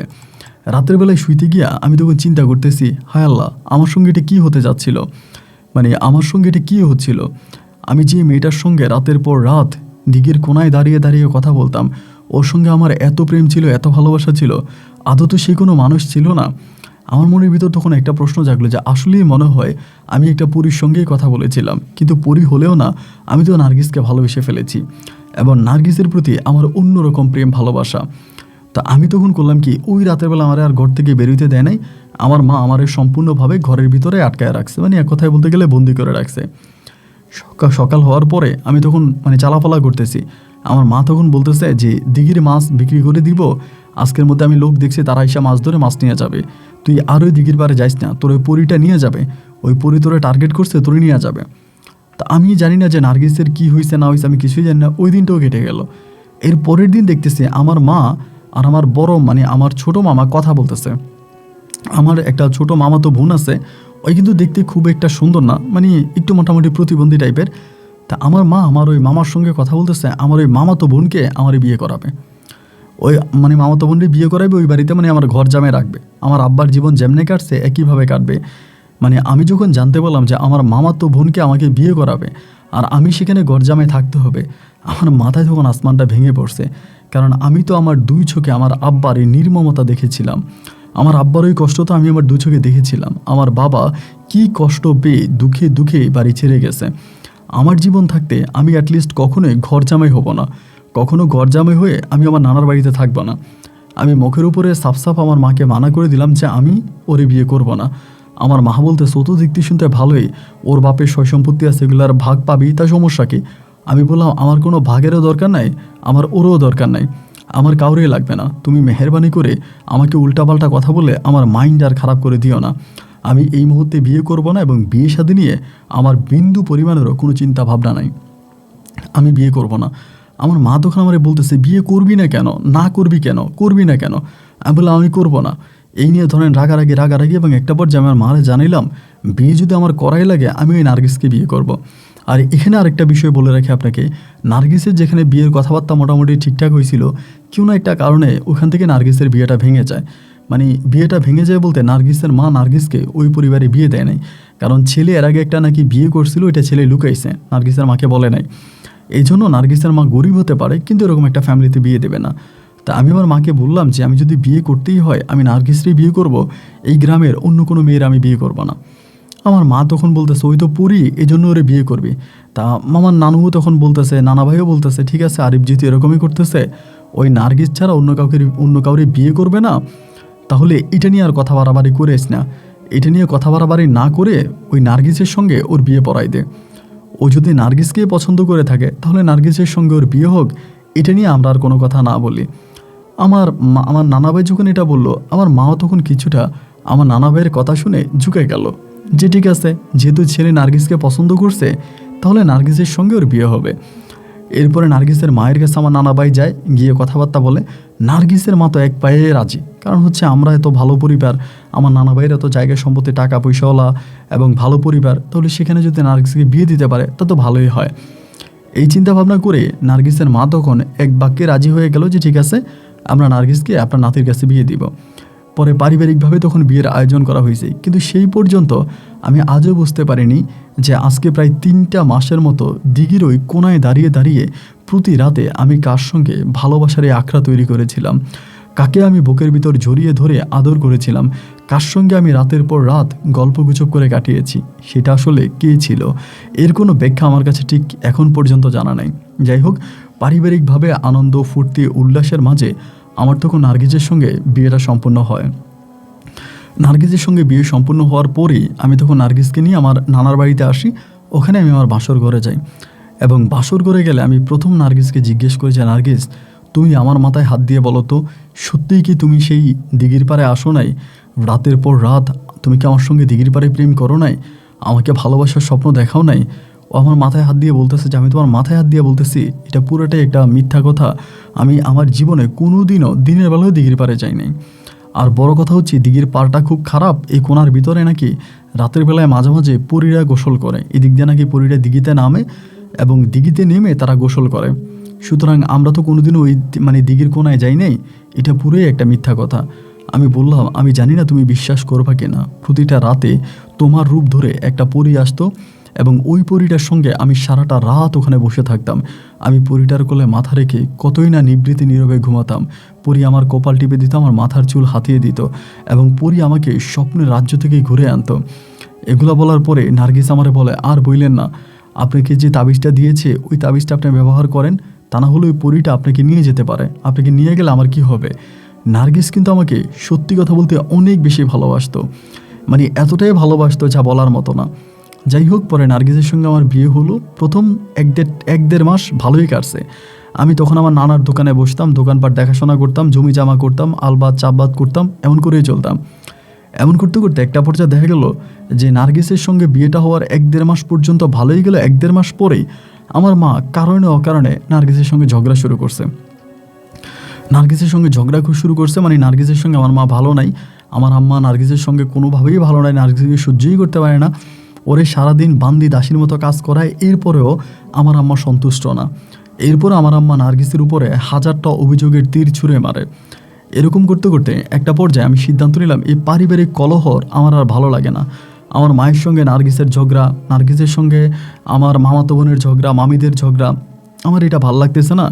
একটা পর্যায়ে আমি সিদ্ধান্ত নিলাম যে আমি দেশের বাইরে চলে যাব। ওই সময়টাতে আমার নানু বাড়ির অনেকেই বিদেশে যাওয়ার কথাবার্তা বলে এবং অনেকেই বিদেশে যাচ্ছে, এমন খোঁজখবর আমি পাইছিলাম। পরে আমি সিদ্ধান্ত নিলাম তাইলে আমি বিদেশে চলে যাব। আমি আর নানু বাড়িতে থাকবো না, কারণ এখানে আমার ভালোও লাগতেছে না। সত্যি কথা বলতে আমি অনেকটা হাঁপিয়ে উঠছিলাম, নিঃশ্বাস নিতে পারিনি, এমন একটা ভাব হয়ে গেছে। আমি বলছি আমি চলে যাব, আমি এখানে থাকবো না। পরিশেষে ভাবলাম যে ঠিক আছে, তাহলে কীভাবে যাওয়া যায়। আমার নানা ভাইয়ের সঙ্গে কথা বলি। নানা ভাই আমাকে মানা করে যে আমার তো কোনো কিছুর অভাব নাই, ধন সম্পদ আল্লাহ দিন আমার সবই তো আছে, তাই কেন বিদেশে যাবি? বিদেশে গিয়ে অন্য মানুষের কাজ তুই কেন করবি? আমি আমার নানা বাড়ি বললাম যে না, আমি চলে যাব, আমার এখানে ভালো লাগে না, তুমি আমারে পাঠানোর ব্যবস্থা করো। পরে নানা ভাইয়ের সঙ্গে কথাবার্তা বলার পর একটা সময় নানা ভাই তখন আমাকে বিদেশে পাঠিয়ে দিবে। সব কথাবার্তা ঠিক হলো, আমাকে সৌদি আরবে পাঠিয়ে দিবে। তো সব কিছু ভিসা প্রসেস করলাম, পাসপোর্ট দিলাম এবং কমপ্লিট হলো। আমি তখন সৌদি আরবে চলে যাব। তো এদিক দিয়ে আর অনেকগুলো মাস সময় লাগছে। নার্গিসের ঘরে কিন্তু কোনো সন্তানাদি হয়নি। তো নার্গিস সবসময় আমাদের বাড়িতেই থাকতো। তো যত ঝগড়া হোক ঝামেলা হোক কখনো আমাদের ঘর ছেড়ে যায় না, আমাদের ঘরের মধ্যেই আছে। আমার সাথে মারামারি হইলেও ঘরের মধ্যে থাকতো। অনেক মেয়ে হয় না যে যেহেতু জামার বাড়ি মানে বাপের বাড়ি কাছে আছে, শাশুড়ির সাথে ঝগড়া করে হঠাৎ করে বাপের বাড়িতে চলে গেলাম, এরকম তো অনেক মেয়েরাই করে, কিন্তু নার্গিস কখনোই এটা করে নাই। আমার আম্মার সাথে ঝগড়া হতো ঝামেলা হতো যাই হতো ও ঘরের মধ্যেই থাকতো, কখনো ঘরে বাইরে যাইতো না। আচ্ছা যাই হোক, এরকম করে সবশেষ আমার ভিসাটা হয়ে গেল এবং আমি সৌদি আরবে চলে গেলাম। এবং সৌদি আরবে চলে যাওয়ার পরে প্রথম বছরটা ভালোই কাটছে, মোটামুটি কাজ কাম করছি। আমি সৌদি আরবে যেই বিষয়ে গিয়েছিলাম, যে কাজে গিয়েছিলাম আমি সেই কাজে পাইছি এবং কাজও করতেছি, মাস শেষে বেতনও পাইতেছি। কিন্তু পারিবারিক কলহ আর নিতে পারতেছিলাম না। মানে পারিবারিকভাবে এত পরিমাণের ঝামেলা। আমার বউ যদি আমারে ফোন করতো তাহলে সারাক্ষণে আমার মার সম্বন্ধে বিচার দেওয়া যাইতো, আমার মা এই করছে, আমার মা সেই করছে, মানে আমার মায়ের সম্বন্ধে হাজারটা বিচার। আবার আমার মা ফোন করলে আমার বউ সম্বন্ধে বিচার দিত। না পারতেছি বউয়ের পক্ষে যাইতে, না পারতেছি মায়ের পক্ষে যেতে। মা বলে বউ খারাপ, বউ বলে মা খারাপ। মানে ওই মুহূর্তে আমি আর কী করবো ঠিক বুঝতে পারতেছিলাম না, মানে আর নিতে পারতেছিলাম না। একটা সময় সিদ্ধান্ত নিলাম ধুরো ছাই, যেহেতু আমার সঙ্গে এরকমই করে এবং সবাই আমার সঙ্গে দুর্ব্যবহার করে, খারাপ ব্যবহার করে, মানে আমার বউ এরকম করে, মাও এরকম করে, আমি আর কারোর সঙ্গে যোগাযোগ রাখবো না। প্রায় 1.5 বছর, মানে বিদেশে যাওয়ার পরে 1.5 বছর পর্যন্ত পরিবারের সঙ্গে যোগাযোগ রাখি এবং 1.5 বছর পরে মানে বুকের ভিতরটা তখন অনেকটা ভার হয়ে গেল। একে তো বাবার স্মৃতিগুলো তখনও আমাকে খুব বেশি কাঁদাতো এবং মা এরকম করতেছে, আমার বউ এরকম করে। আমি আমার বউকে নিয়েও টেনশন করলাম না, কারণ আমার বউয়ের বাপের বাড়ি আমার মায়ের বাড়ির কাছেই। সুতরাং আমি আর ওই নিয়ে টেনশন না করে আমি ফোনটা তখন বন্ধ করে দিলাম। এটা প্রায় 1.5 বছর পরে। এবং ফোনটা যে আমি কেন বন্ধ করলাম আমি না সেটাও সঠিকভাবে বলতে পারি না। আমার ভিতরে কেমন জানি এক ধরনের একটা অন্যরকম মানে খারাপ লাগা কাজ করতেছিল, মানে অন্যরকম একটা কষ্ট কাজ করতেছিল। সেই কষ্টের বশবর্তী হয়ে আমি মোবাইল ফোনটা সম্পূর্ণভাবে অফ করে দিলাম। আমি আর মোবাইলই ব্যবহার করি না, নিজের মতো করে আছি এবং এমন করেই সময়গুলো কাটতেছে, দিন রাতগুলো কাটতেছে। এই করে আমি তখন এই কোম্পানিটা ট্রান্সফার করে ফেলি। এই কোম্পানিটা ট্রান্সফার করে আমি থাকতাম প্রথম জিদ্দাতে এবং সেখান থেকে আমি রিয়াদ চলে যাই। রিয়াদে অন্য একটা কোম্পানিতে যাই এবং অন্য একটা কোম্পানিতে রিয়াদে আমি তখন কাজ করতেছি। রিয়াদে কাজ করতেছি, বেতনও ভালো পাইতেছি, দিনকালও ভালো কাটতেছে, কিন্তু পরিবারের সঙ্গে কোনো যোগাযোগ নাই। এইভাবে প্রায় 1 দিন 2 দিন নয়, দীর্ঘ 5টা বছর কেটে যায়। এই 5 বছরে আমি কখনোই আমার পরিবারের সঙ্গে কোনো যোগাযোগ রাখিনি। তবে 5 বছরের ভিতরে কিছু কথা আপনাকে বলি। আমি মাঝে মাঝে কিছু একটা জিনিস স্বপ্নে দেখতাম। মানে স্বপ্নটা কী দেখতাম, আমি স্বপ্নে দেখতাম যে আমার বউ আমার কাছে আসতেছে এবং আমার বউর সঙ্গে আমার শারীরিক সম্পর্ক হইতেছে। এই ধরনের অনেক রকমের খারাপ এই ইয়েগুলো আমি স্বপ্নে দেখতাম। তো দেখতাম পরে যাই হইতো, যেটাই হইতো, আমি পরিবারের সঙ্গে যোগাযোগ করব না, এরকম একটা সিদ্ধান্ত নিলাম। প্রায় 5 বছর অতিবাহিত হয়ে গেল, এই রিয়াদের মাটিতেই পড়ে আসি। এবং 5 বছর পরে আমার কেন জানি আমার মায়ের জন্য খুব কষ্ট হইতেছে। ওই সময় আমার পরিবারের কারো কোনো কন্ট্রাক্ট নাম্বার আমার কাছে নাই। আমার মা বলেন, ভাই বলেন, মানে আমার মামাতো ভাই বোন বলেন, যার কথাই বলেন, মানে কারো কন্ট্রাক্ট কিন্তু আমার কাছে নাই, মানে কারো মোবাইল নাম্বার কিছু আমার কাছে নাই। 5 বছর পরে আমার মনে হলো যে না, আমি একটু বাড়িতে যাই। 5 বছর পরে ভাবলাম একটু বাড়িতে যাই, একটু মায়ের মুখটা দেখে আসি এবং আমার বউটার একটু দেখে আসি। ওকে আমার আমি তো ভাবছিলাম যে হয়তো অন্য কোথাও বিয়ে হয়ে গেছে, যেহেতু 5 বছর ধরে আমি ওর সঙ্গে কোনো যোগাযোগ রাখি নাই, ওর সঙ্গে কোনো কথা বলি নাই। তো একটা মেয়ে তো নর্মালি 5 বছর একটা ছেলের জন্য কোনোভাবেই অপেক্ষা করবে না। ওই আমার জন্য 5 বছর অপেক্ষা করবে না, ও মেবি কোথাও না কোথাও বিয়ে বসে চলে গেছে। আমি ঠিক এমনটাই ধারণা করে নিয়েছিলাম যে ওই সময় বিয়ে বসে চলে গেছে। 5 বছর পরে মা বাবা মা তারপরে আমার নানা নানি কাউকে না জানাইয়া আমি তখন বাংলাদেশের টিকিট কাটছি। টিকিট কেটে আমি তখন চট্টগ্রাম বিমানবন্দরে অবতরণ করি। চট্টগ্রাম বিমানবন্দরে নামার পরে আমি তখন বাড়ির দিকে রওনা দিছি। তো বাড়িতে যেতে প্রায় আপনার 7টা কি 8টার মতো বেজে যায় বাড়িতে। সন্ধ্যা রাত 7টা-8টার মতো বেজে যায়। আমি ওই একটা ট্যাক্সি ক্যাব নিয়ে চলে যাই। ট্যাক্সি ক্যাব নিয়ে বাড়িতে যাওয়ার পরে আমি বাড়িতে মাত্র পা রাখছি, ওই সময়টাতে মনে হলো তারা মনে হয় যেন সবাই মিলে ভূত দেখছে। এরকমটা মনে হলো যে আমার এই ভূত দেখছে। সবাই চিৎকার করতে শুরু করছে, আমার মা, মামাতো ভাই বোন যা আছে সবাই চিৎকার করতেছে, এটা কি, সবাই চিৎকার করতেছে। তা আমি তখন বলতেছি আরে কী হইলো, আমাকে দেখে এরকম চিৎকারে চেঁচামেচি করার কী আছে। এবং আমি তখন অনেকটা মোটা হয়ে গেছিলাম। আগে তো আমার স্বাস্থ্য কম ছিল, বাট বিদেশে থাকার পর আমার স্বাস্থ্যটা অনেক অংশে বেড়ে গেছে। আমি প্রায় আপনার 7 বছর পরে দেশে আসছি, আনুমানিক প্রায় 7 বছর পরে দেশে আসছি। এবার দেশে আসার পরে সবাই আমার দিকে এরকম করে আতঙ্কিত নজরে আমার দিকে তাকাইতেছে, মনে হয় যেন তারা ভূত দেখছে। তো এরভাবে তাকাইতেছি পরে আমার মা আমারে টান দিয়ে ঘরে নিয়ে গেছে। আমার টান দিয়ে ঘরের ভেতর নিয়ে গেছে, নিয়ে যাওয়ার পর আমারে বলে তুই কোত্থেকে আইসিস, আমারে বলে। আমি বললাম কোত্থেকে আসছি মানে বিদেশ থেকে আসছি। মা বলে বিদেশ মানে কোন দেশে?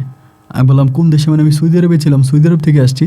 মা বলে তুই যে কোম্পানির আন্ডারে কাজ করতি, যে জায়গায় থাকতি, ওখানে তো আমরা লোক পাঠাইছি, ওখানে তো তোরা পাওয়া যায়নি। আমি বললাম হ্যাঁ ওখানে তোমরা লোক পাঠাইছো, আমরা পাও নাই, আমি তো ওইখানে থাকি নাই, আমি ওখান থেকে অন্য একটা জায়গায় কাজে চলে গেছি, এই জায়গা থেকে অন্য একটা জায়গায় কাজে চলে গেছি, আমি ওখানে কাজ করছি, এই জন্য তুমি আমার পাও নাই।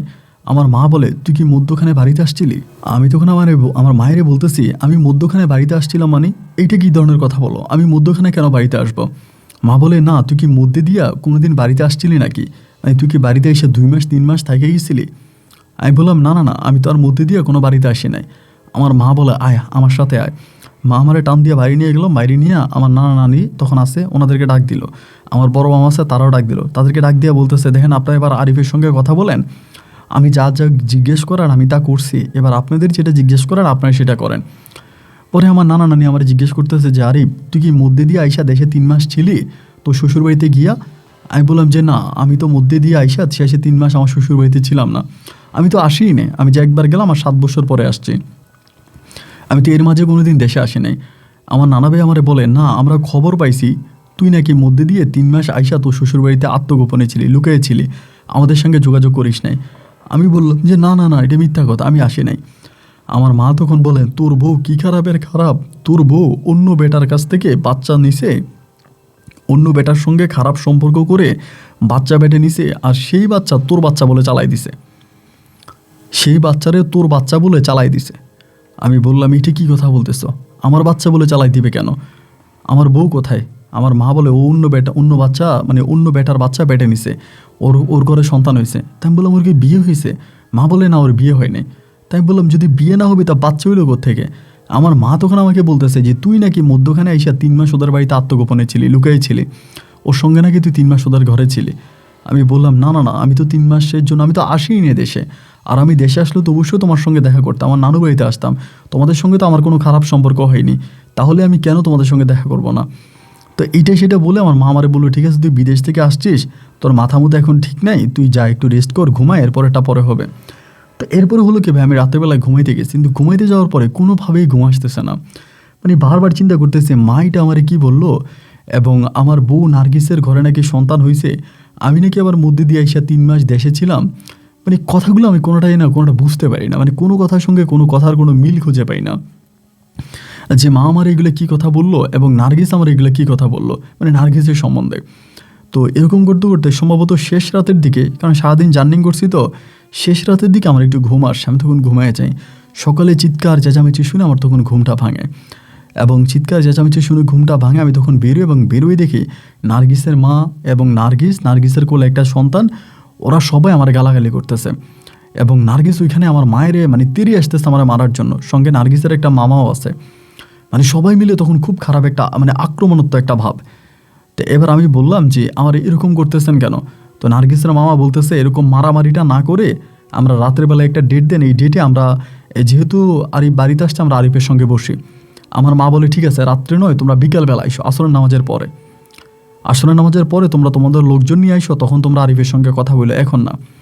তা আমার সঙ্গে আর কথা হলো না, সারাটা দিন কেটে গেল। আসরের নামাজের পরে আমাদের এলাকার আরও কয়েকজন গণ্যমান্য লোক মিলে, আমার মামা, আমার নানা ভাই, নানিমণি সবাই মিলে আমার বড় মামার ঘরে ওই সময় বসছিল। নার্গিস আছে, নার্গিসের মা আছে, নার্গিসের মামা আছে, এবং নার্গিসের কোলে একটা ছেলে সন্তানও আছে, মানে একটা ছেলে আছে। তো এবার আমি গেছি, যাওয়ার পরে প্রথমে নার্গিসের মামা আমারে জিজ্ঞেস করছে যে আরিফ তোমার কথার উপর অনেক কিছু নির্ভর করে, একটা মেয়ের ইজ্জত, একটা মেয়ের সম্মান, সব কিছু তোমার কথার উপরে নির্ভর করে, তুমি বাজান সত্যি করে বলবা, আমি তোমার কথা জিজ্ঞেস করি। আমি বললাম ঠিক আছে মামা বলেন। আমারে বলে তুমি সৌদি আরবে গেছিলা কত সালে? আমি বললাম যে অত সালে গেছি। পরে আমারে বলে এরপরে তুমি আসছো কবে? আমি বললাম এই যে গতকালকে রাতে আসছি। বলে এরই মাঝে তুমি কি কোনোদিনও মধ্যখানে আসছিলা দেশে? আমি বললাম না মামা আমি মধ্যখানে দেশে আসি নাই। বলে তুমি কি 3 মাসের জন্য দেশে আইসা আমার বোনের ঘরে লুকিয়েছিলা? আমি বললাম যে না মামা এমন কোনো কথা নাই। এবং এরই মাঝে তখন নার্গিস তখন ওই দরবারের ভিতরে উঠেই এসে আমার কলার চেপে ধরে বলে তোরা আমি মেরেই ফেলবো, আমি মেরেই ফেলবো, তুই একটা অমানুষ অজাত, মানে আমার গালাগালি করতেছে। আমি না ভাই তখনও বুঝতে পারতেছিলাম না যে আমার সঙ্গে কি হচ্ছে। পরে আমি বললাম যে পরে এরই মাঝে নার্গিসের মা বলতেছে যে আরিফ আমার মেষ চোখেই না হয়ে ধুলা দিলা, আমার মেয়েরা না হয় মিথ্যা বলছে, সব কথাই ঠিক আছে, তা আমি তো বাজান তোমার সঙ্গে মিথ্যা কথা বলি নাই। আমি তো নিজে তোমারে দেখলাম, তুমি আমার ঘরে আইলা, আমার মেয়ের সঙ্গে তুমি থাকলা, আমি নিজে তোমারে খাবার দিলাম, তুমি খাইলা। মানে আমার ভিতরে ভাই তখন জানি মানে কেমন জানি মনে হচ্ছিল, মানে আমি বুঝতে পারতেছিলাম না যে আমার সঙ্গে কি হয়েছে। তো সেখানে আমাদের প্রাইমারি স্কুলে একজন মাস্টার ছিল, কাশেম মাস্টার।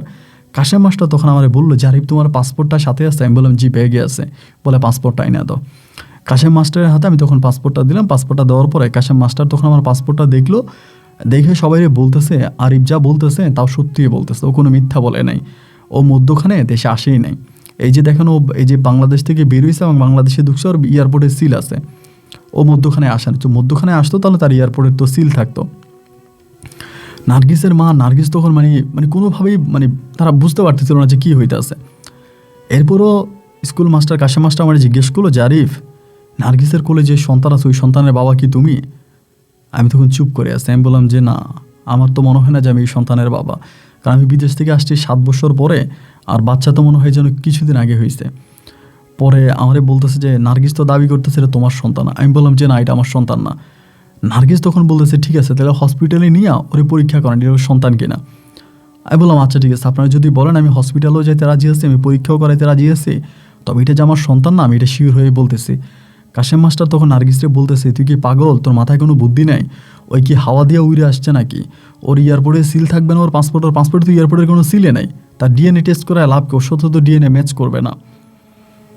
পরে আমি আর কোনো কিছু বললাম না। না বলার পরে তারা তখন তাদের মতো করে উঠে চলে গেল এবং আমি তখন ঘরে আসছি। আইসা চিন্তা করতেছি কী হইলো এটা আমার সঙ্গে, মানে আমার সঙ্গে এটা কী হইলো, কেন হইলো এবং কী ধরনের কথাবার্তা এগুলো আমার মানে তারা রটাইতেছে বা বলাবলি করতেছে, কোনো কিছুই তখন বুঝতে পারতেছিলাম না। মানে আমার কিছুই তখন ভালো লাগতেছিল না। এভাবে প্রায় 2 থেকে 3 দিন কেটে গেল।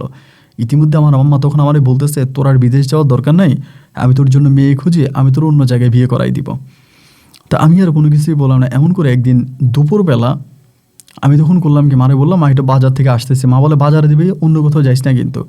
বাজারের কথা বলে আমি আস্তে আস্তে করে নার্গিসদের বাড়ির দিকে গেলাম এবং বাড়ির দিকে যাওয়ার পরে আমি বাড়ির কাছাকাছি আসার পর আমি শুনতেছি নার্গিসের মা নার্গিসকে খুব গালাগালি করতেছে, মানে খুব গালাগালি করতেছে। পরে আমি গেটের কাছে গেছি, যাওয়ার পরে নার্গিস এবং নার্গিসের মা দুজনেই চুপ হয়ে গেছে, আমার দিকে তাকায় আছে এবং আমার দিকে তাকায় নার্গিস তখন গপ গপ করে চোখের পানিগুলো ফেলতেছে। আমি তোর একরকম ভালোবেসে বিয়ে করছি। পরে আমি ওর কাছাকাছি গেছি, কাছাকাছি যাওয়ার পরে আমি ওরে জিজ্ঞেস করলাম যে নার্গিস কান্না করতেছো কেন? নার্গিস আমারে বলে আল্লাহ তোরে মাটিতেও গসবো না, তুই আমার জীবনটা নষ্ট করছিস, আল্লাহ তোরে অভিশাপ দিলাম, ওই তুই ধ্বংস হয়ে যাবি। নার্গিসের মাও আমার এরকম কথাবার্তা বলতেছে। আমি তখন বললাম যে আপনারা আমাকে এরকম অভিশাপগুলো কেন দিচ্ছেন, আমার অপরাধটা কি? নার্গিসের মা বলে আর কি অপরাধ, মানে অপরাধ তো আমার, আমি কেন আমার এই সহজ সরল বোকা মেয়েটারে তোমার কাছে বিয়ে দিলাম? তুমি মধ্যে দিয়া দেশে আসলা, 3 মাস পর্যন্ত আমার ঘরে আমার মেয়ের নিয়ে থাকলা, এরপরে তুমি অস্বীকার করলা। এই বাচ্চা তোমার, তুমি এটা এখন স্বীকারও করো না। তোমার কাছে নাকি পাসপোর্ট আমরা তো এগুলো বুঝি না, ওই পাসপোর্টের সিল নাকি তোমার কাছে নাই, তো তুমি আসলা কেমনে? আমি তখন বললাম দেখেন এখন তো আর কেউ নেই, দুপুরবেলা আমি একটু নার্গিসের সঙ্গে কথা বলি, আপনার সহ থাকেন। উনি বলে হ্যাঁ বলো। আমি বললাম নার্গিস তুমি আমার কাছে সত্যি করে বলবা কি হয়েছে? নার্গিস আমার বলে আপনি এগুলো কী বলতেছেন, সারা দুনিয়া যদি একদিকে আমি একদিকে, আপনি এগুলো কী বলতেছেন? আমি যে মানুষটাকে নিজের হাতে খাওয়াইলাম, নিজের সাথে ঘুম পাড়াইলাম, মানুষটা আমার নিয়ে ঘুমাইলো, ওর সঙ্গে আমার এত প্রেম হলো, এত রোমান্স হলো, আমি গর্ভবতী হলাম, আমার বাচ্চাটা যখন পেটে আসছে আমি তখন আপনাকে বলতেছি আমার বাচ্চা তো পেটে আসছে, তো আপনি আমারে বলতেছেন সমস্যা নাই, বাচ্চা তুমি দুনিয়াতে আনো, এটার ব্যবস্থা আমি করব। আমি আপনার এটাও পর্যন্ত বললাম আপনি যে ঘরের ভিতরে লুকিয়ে থাকতেছেন, আপনি ঘরের বাইরে যান না, তাহলে সবাই জানবে যে আপনি তো বিদেশ, তাহলে আমার বাচ্চা কোত্থেকে আসছে। আপনি তখন আমারে বলেন তুমি কি পাগল হইছো, আমার বাচ্চা আমি মেনে নিলেই তো হলো, অন্যকে মানার কি দরকার? আচ্ছা আমি জানাবো, আমি বিদেশ চলে যাওয়ার আগে আমার মায়ের সঙ্গে দেখা করব, বিদেশ মানে আমার যেদিন পাসপোর্ট ঠিক হয়ে যাবে, মানে আমি চলে যাওয়ার আগে আমার পরিবারের সঙ্গে দেখা করব। এই কথা বলে বাচ্চা পেটে আসার পর আপনি হঠাৎ করে আমারে চলে গেছেন, গিয়ে আমারে ফোন দিয়ে বলছেন যে কোনো কারণে আমি চলে আসছি, আচ্ছা বাচ্চা হোক আমি আসবো, আমি আমার মা বাবারে বুঝাবো। এবং আমার বাচ্চা যে সময় আমার পেটে ভূমিষ্ঠ হয়ে গেছে, বড় হয়ে গেছে, বাচ্চা নষ্ট করার কোনো সুযোগ নেই, সে সময় আপনি মোবাইল ফোন সব কিছু বন্ধ করে দিয়েছেন, আমার সঙ্গে আপনি যোগাযোগই বন্ধ করে দিয়েছেন, আর আপনি এখন এসে বলতেছেন আমারে যে পেটের বাচ্চা আপনার না। ভাই কথাগুলো তখন আমার মাথার উপর দিয়ে যাচ্ছিল। আমি তখন চিন্তা করতেছিলাম যে তারা এগুলো কী বলে আমার সঙ্গে, ওই কি মাথা খারাপ হয়ে গেল? মানে নার্গিসের মা কি বলতেছে বা নার্গিস কি বলতেছে, ওদের কি মাথা টাথা খারাপ হয়ে গেল না, করে এগুলো কী বলে? আমি তখনও তাদের দিকে নির্বাক নয়নে তাকিয়ে আছি। নার্গিসের মা তখন কান্না করতেছে। আমি তখন ও নার্গিসের পাশে বললাম, নার্গিস, বাচ্চাটা আমার না। আমি সত্যিই বলতেছি, আমি বাংলাদেশে আসি নাই, আর তোমার সঙ্গে ফোনে কথা বলা তো দূরের কথা। আমি বললাম, তুমি আমাকে নাম্বারগুলো দেখাই দিতে পারবো? বলে, আমি সব ডিলিট করে দিচ্ছি, আমি মোবাইলে কিচ্ছু রাখি নাই, আমি মোবাইলে কিছুই রাখি নাই, আমি সব ডিলিট করে দিচ্ছি। তো তর্কাতর্কির এক পর্যায়ে আমি চিন্তা করলাম যে আমি এখান থেকে চলে যাই, আমি পরে জিনিসটা আলোচনা করব। ওইখান থেকে আমি তখন আবার বাড়িতে চলে আসছি। আসার পরে আমি প্রতিদিনে নার্গিসদের ওখানে যাইতাম দুপুরবেলা। তো নার্গিসের সঙ্গে তো আমার তালাক, ডিভোর্স এগুলো কিছুই হয় না, ও তো তখন আমার বউ আছে। তো চাইছি আমরা নার্গিসটা একদিন ভালো করে জিজ্ঞেস করলাম যে ঘটনাগুলো কীভাবে ঘটছে, আমাকে একটু বলো তো কীভাবে ঘটলো। পরে নার্গিস আমারে বলতেছে যে, আমারে বলে, এমন এমন ঘটনা, তুমি যখন মোবাইল টোবাইল বন্ধ করে দিছো, আমার সাথে যোগাযোগ বন্ধ করে দিছো, তখন আমার খুব কষ্ট হচ্ছিল, আমি নিঃশ্বাস নিতে পারতেছিলাম না।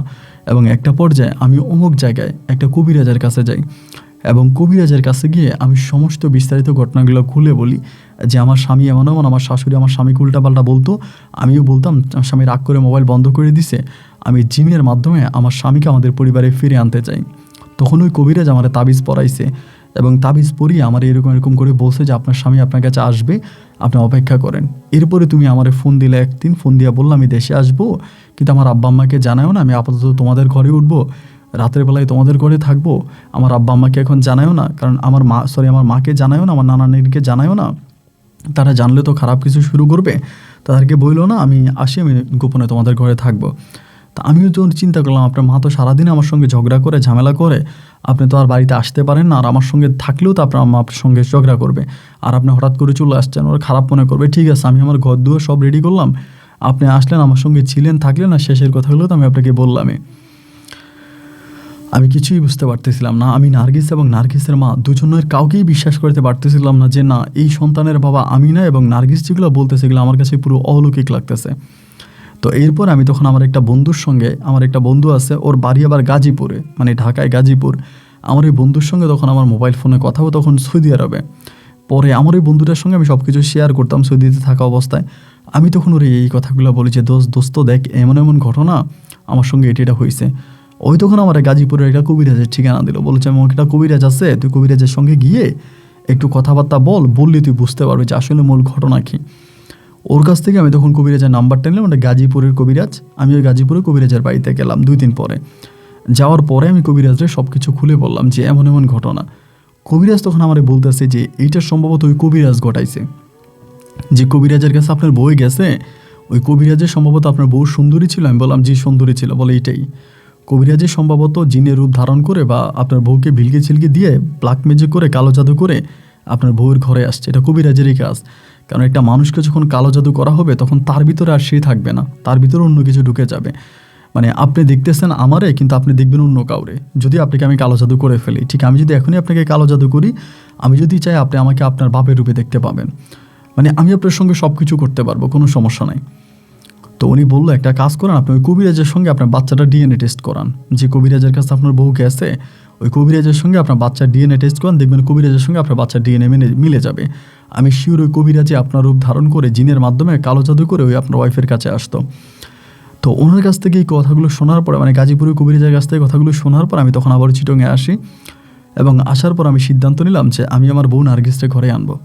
আমার মায়ের একটাই সাফ কথা যে নার্গিসকে যদি আমি ঘরে আনি, তাহলে আমাকে এই ঘর থেকে বেরিয়ে যেতে হবে, আমি এই ঘরে থাকতে পারবো না। তো আমার কথা হচ্ছে, যেই ঘরে আমার বাবা থাকতে পারে নাই, এবং সেই ঘরে আমি থাকবো কেন, আমিও থাকবো না। পরে আমি নিজের টাকা দিয়ে একটু জায়গা কিনে ওখানে একটা ছোট্ট করে টিনের ঘর বানাই। আমি তখন নার্গিসরে ঘরে আনি, নার্গিসের মা নার্গিসরে ঘরে আনি। নার্গিসের সঙ্গে শুয়ে আমি নার্গিসরে বলি, নার্গিস আমি তোমার কাছে আসি না, বিশ্বাস করে না। এবং একটা পর্যায়ে আমি সিদ্ধান্ত নিলাম যে গাজীপুরের ওই কবিরাজের কথা মোতাবেক নার্গিস যে কবিরাজের কাছে গেছে, সেই কবিরাজের দ্বারা আমি আমার বাচ্চার ডিএনএ টেস্ট করাবো। তো আমি সেই কবিরাজের বাড়িতে গেছি। কবিরাজের বাড়িতে যাওয়ার পর আমি কবিরাজের সঙ্গে দেখা করতে, আমি দিনের 11টা বাজে গেছি, বিকেল 4:30 বাজে আমার কবিরাজের সঙ্গে দেখা হয়েছে। উনি এত বড় মানের কবিরাজ যে ওনার কাছে গিয়ে ওনার সঙ্গে কথা বলার মতো সময় আমার হয় নাই। আমি ডিএনএ টেস্ট কীভাবে করব? আমার কাছে কোনো প্রমাণও নাই যে আমি একটা মামলা করব বা আইনের আশ্রয় নিব। আমার সঙ্গে তো বাচ্চা ডিএনএ ম্যাচ করে নেই। আমার সঙ্গে আমি আমার বাচ্চা নিয়ে ডিএনএ টেস্ট করাইছিলাম, আমার মানে মনের সন্দেহ দূর করার জন্য, যেমন তারপর আমার বাচ্চার সঙ্গে আমার ডিএনএ ম্যাচ করে নেই। যাই হোক, সবশেষ আমি তখন এই কবিরাজের সঙ্গে আমার বউয়ের ডিএনএ টেস্ট করানোর জন্য চেষ্টা করতেছি। এভাবে ওইভাবে বিভিন্নভাবে লোকজন পর্যন্ত ধরলাম, অনেক চেষ্টা করলাম হুজুরের সঙ্গে, মানে ওই কবিরাজটার সঙ্গে আমার বাচ্চা ডিএনএ আমি টেস্ট করাবো। কিন্তু এটা আর আসলে হয়ে ওঠে নাই। ওই কবিরাজ কোনোভাবেই আমার কোনো চান্স দেয় নাই, কোনো সুযোগ দেয় নাই, ওনার সঙ্গে কথা বলার মতো কোনো সুযোগ দেয় নাই। উনি ওনার মতো করে আমাকে অবহেলা অনাজ্ঞা করেই গেছে। এবং উনি ওনার যে খাদেমরা আছে বা ওনার এখানে যে লোকজনেরা আছে তারা আমারে আবার ভিন্নভাবে আমারে প্রমোট করছে, মানে খারাপভাবে আমারে দেখছে এবং আমার সঙ্গে খারাপ ব্যবহারই করছে, এক কথা বলতে গেলে খারাপ ব্যবহারই করছে। তো আর কোনো কিছু আমার হলো না, আমি কোনো পরীক্ষা নিরীক্ষাও কোনো কিছু করতে পারলাম না এবং এমন করে আমি নার্গিসের সঙ্গে থেকে যাচ্ছি।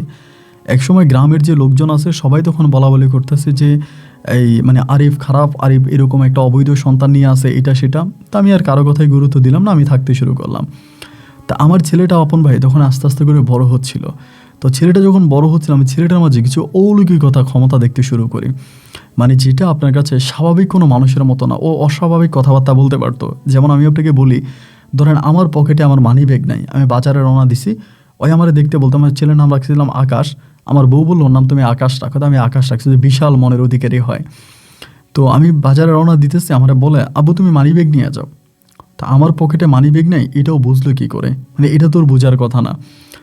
এরপরে ধরেন আমি বাজারে গেছি বা বাজার থেকে ফিরে আসছি, মানে সাপোজ আমার মোবাইল ফোনটা আমার লগে নাই, বাজারে মোবাইল ফোনটা ফালাই আসছি, ঘরে আসার পরে ঘরে ঢুকতেছে, আমার বলে আব্বু তুমি মোবাইল ফোন বাজারে রেখে চলে আসছো অমুকের দোকানে।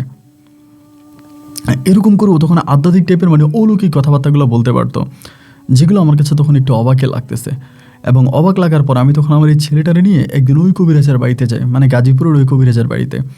আমি কিন্তু আর সৌদি আরবে ব্যাক করিনি, এরপর সৌদি আরব যাইনি, মানে আমি একেবারে আসছি তখন আর যাইনি। পরে গাজীপুরের কবিরাজ আমার ছেলেকে দেখছে, দেখা বলতেছে আপনার ছেলেটার মাঝে কিছু সমস্যা আছে, ছেলেটাকে একটু সাবধানে রাখেন এবং যে কোনো সময় মনে হয় আপনার ছেলেটাকে নিয়ে যেতে পারে, কারণ আপনার ছেলেটা আপনার ছেলে না, সত্যি কথা বলতে ওটা আপনার ছেলে না। এটা যেভাবে আসছে দুনিয়াতে, এটা ভয়ানক একটা অবস্থার মধ্যে দিয়ে আসছে। তারপরেও বাচ্চাটাকে সাবধানে রাখবেন, কারণ ও হয়ও চলে যাবে, নাহলে ওর ব্রেন আউট হয়ে যাবে, মানে হয়ও পাগল হয়ে যাবে, নাহলেও আপনাদেরকে ছেড়ে চলে যাবে। তাই আমি বললাম আচ্ছা ঠিক আছে। পরে নিয়ে আসছে আইনা, ওর হাতে তাবিজ, পায়ে তাবিজ, গলায় তাবিজ, সবখানে মাথার মধ্যে তাবিজ, বিভিন্ন জায়গায় তাবিজ পরায় রাখতাম।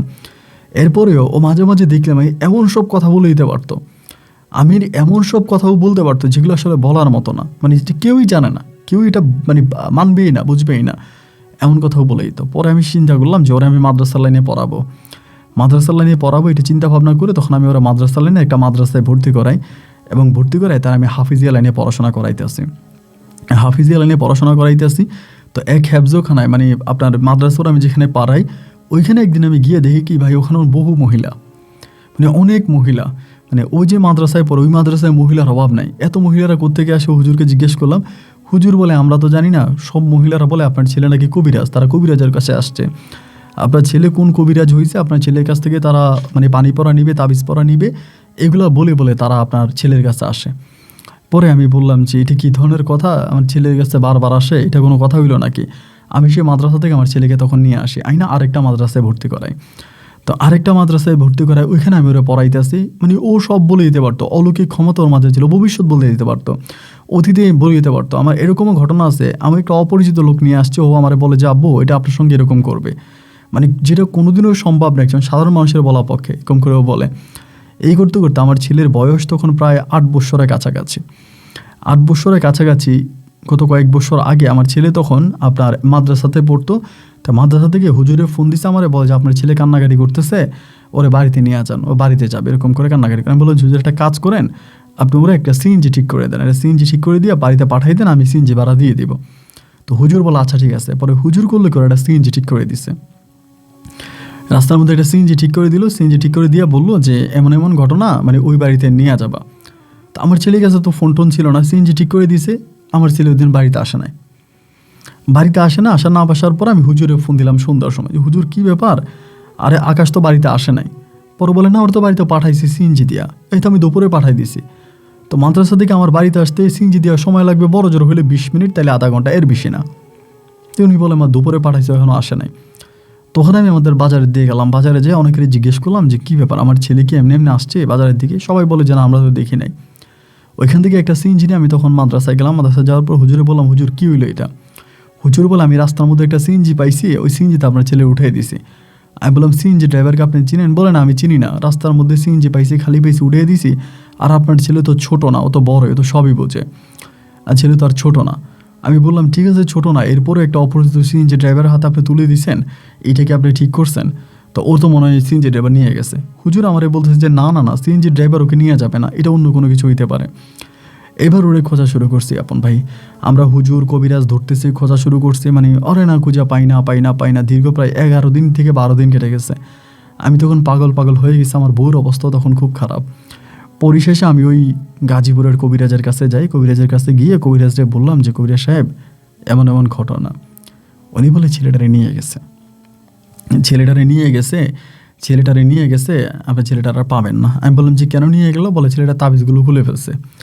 তো মাদ্রাসার হুজুরের সঙ্গে যখন কথা বলে, হুজুরও আমারে বলে গতকালকে তারা নাকি মাদ্রাসার পাশে কোন ডোবার মধ্যে মাছ ধরছে, মানে ডোবার মধ্যে মাছ ধরতে যাওয়ার সময় আমার ছেলের হাতে যে তাবিজটা ছিল, ছেলেরা নাকি টানাটানি করে হাতে তাবিজটা খুলে ফেলছে। তো হুজুর বলে যে তাবিজটাও খুলে ফেলছে, আমি দেখছি ওর হাতে তাবিজটা ছিল না। আমি ওরে বলছি যে আকাশ এই মাছ ধরে ওইটা গোসল করে তাবিজটা পরে ফেলো, তাও তাবিজটা পরে নাই। তো আমি দেখছি তাবিজটা আসলে ও পরে নাই। ও তো যখন ঘর থেকে যখন চলে যায় তখন ওর হাতটা খালি ছিল, কিন্তু আমি কিছু বলি নাই। তো আমি তখন ওই গাজীপুরের হুজুরে জিজ্ঞেস করলাম তাহলে কি ও কখনোই আসবে? বলে হ্যাঁ হয়তো যে কোনো সময়ও আসতে পারে। ও যে আসবে না তাও না, তবে ও যদি আপনার জীবনে আসে এক অলৌকিকভাবে আসবে, মানে হঠাৎ করে দেখবেন চলে আসছে যে কোনো জায়গা থেকে। তো ভাই এখন 2025 সালের লাস্টের দিক আমার ছেলে এই পর্যন্ত আমার কাছে আসে নাই। এবং আমার বউ মাঝে মাঝে ওরে স্বপ্ন দেখে। আমার বউ যখন রাতের বেলায় কাঁদতো, খুব কান্না করে ঘুমাইতো, আয়েশা আমার মা আমার ওয়াইফরে বলতো যে আম্মু তুমি কান্না করো না, আম্মু তুমি কান্না করো না, আম্মু আমি আসবো, তুমি কান্না করো না। আমার বউর এগুলো বলে, তো কোনোদিনও আমি স্বপ্নে দেখি নাই। আমার বউরে মাঝে মাঝে স্বপ্ন দিত, আমার বউ এগুলো বলতো। তো এগুলো নিয়ে অনেকেই বলে আমার ছেলে এটা মিথ্যা কথা, আমার ছেলে হারায় গেছে বা আমার ছেলেকে নিয়ে গেছে, আমার ছেলেকে মেরে ফেলছে। আমি যে আশায় বেঁচে আছি সেটা পুরোই মিথ্যা কথা। কিন্তু এখন আমি আর আমার বউ এক বুক স্বপ্ন আর বিশ্বাস নিয়ে বেঁচে আছি যে আমাদের আকাশ হয়তো একদিন আমাদের মাঝে ফিরে আসবে। আমি আর আমার বউ নিঃসঙ্গ জীবনের সঙ্গী। আপনার জীবনের গল্পগুলো এগুলো শুনেই হয়তো আমরা আজ অবধি পর্যন্ত বেঁচে আছি। আপন ভাই যদি পারেন আমাদের গল্পটা রেকর্ড করবেন এবং আমাদের জন্য দোয়া করবেন। আপনার সাবস্ক্রাইবারদের যে বলবেন তারা যেন আমার সন্তানের জন্য দোয়া করে, আল্লাহ যেন অচিরে আমার সন্তানকে আমার কোলে ফিরিয়ে দেয়। ভালো থাকবেন। আসসালামু আলাইকুম। প্রিয় বন্ধুগণ, সবাইকে অনেক বেশি ধন্যবাদ এই পর্যন্ত আমার সঙ্গে থেকে চট্টগ্রামের ভাই মোহাম্মদ আরিফ হোসেনের জীবনের হৃদয় বিদারক তাজ্জব বাস্তব গল্পটা শোনার জন্য, যা আমাকে রীতিমতো অবাক করেছে। বিশেষ করে উনি বিদেশে থাকা অবস্থায় 5 বছর উনি বাড়িতেই আসলো না, মোবাইল ফোনে বন্ধ, ফ্যামিলির সাথে কন্ট্রাক্টই বন্ধ, কিন্তু তার বউ কোন তান্ত্রিকের কাছে গিয়েছে, কবিরাজের কাছে গিয়েছে, সেখান থেকে এরকম একটা ঘটনা। আমাদের সমাজে এরকম অনেক হয়। ধরেন বিদেশে থাকা হাজব্যান্ড উনি কিন্তু অনেক টেনশানে থাকে। আমরা যে বিদেশ করি বা আমরা যে চাকরি বাকরি করি বিদেশে, আমাদের কোনো নিশ্চয়তা নেই। হয়তো কালকে সকালেও মালিক আমাদেরকে দেশে পাঠিয়ে দিতে পারে। হয়তো ঘুম থেকে উঠলে শুনবো তোমার ক্যান্সেল হয়ে গেছে, তুমি দেশে চলে যাও। এটা হচ্ছে বিদেশ, অথবা কোম্পানি চেঞ্জ, অথবা বিপদ প্রতিনিয়তই ঘটতে পারে। তো বিদেশে যারা থাকে একে তো তাদের উপরে কাজের চাপ থাকে, তারা সারাদিন হাড়ভাঙা পরিশ্রম করে, তার উপরে আবার টেনশন করে। এনিওয়ে যে বউ যখন ফোন করে বা মা যখন ফোন করে, তখন তারা যখন একটু নেগেটিভ কথা বলে, তখন প্রবাসী থাকা ভাইটার মনটা আরও খারাপ হয়ে যায়, সেও তখন নেগেটিভ হয়তো কথা বলে। তো অনেক সময় অনেক মায়েরা মনে করে বা অনেক বউয়েরা মানে বোনেরা মনে করে যে তাদের স্বামী বা তাদের সন্তান হয়তো বা কালো জাদুতে আক্রান্ত হয়ে গেছে। বউ মনে করে তার মা মনে হয় তারা কালো জাদু করছে, আবার মা মনে করে বউ মনে হয় তারা কালো জাদু করছে। এগুলো করেই তারা শেষ অবধি পর্যন্ত কবিরাজের আশ্রয় নেয় এবং ভয়ানক পরিস্থিতি শেষ পর্যন্ত ঘটে। আমার যে বোনেরা, আমার যে মায়ের আজকের গল্পটা শুনেছেন, তারা অন্তত সতর্ক হন। আর আপনারা সতর্ক হলেই আমার গল্প বলায় সার্থক। ভুলেও কোনো খারাপ কবিরাজের খপ্পরে পড়বেন না। কবিরাজ বেশিরভাগই খারাপ হয়ে থাকে, ভালো হয় খুবই কম। আর যারা ভালো হয় তারা অত্যন্ত ভালো, যা বলার মতো না। তবে এদেরকে খুঁজে পাওয়া হয়তো খুব কঠিন হয়ে যায়। বন্ধুরা সবাই ভালো থাকবেন, সুস্থ থাকবেন, আপনাদের সুস্থ থাকার প্রত্যাশা। আমি আপনার আজকের মতো এখানেই বিদায় নিচ্ছি। এই গল্প নিয়ে ব্যক্তিগত কোনো মতামত থাকলে কমেন্ট বক্সে লিখবেন। দেখা হবে নতুন দিন নতুন কোনো গল্পে। আল্লাহ হাফেজ অ্যান্ড আসসালামু আলাইকুম।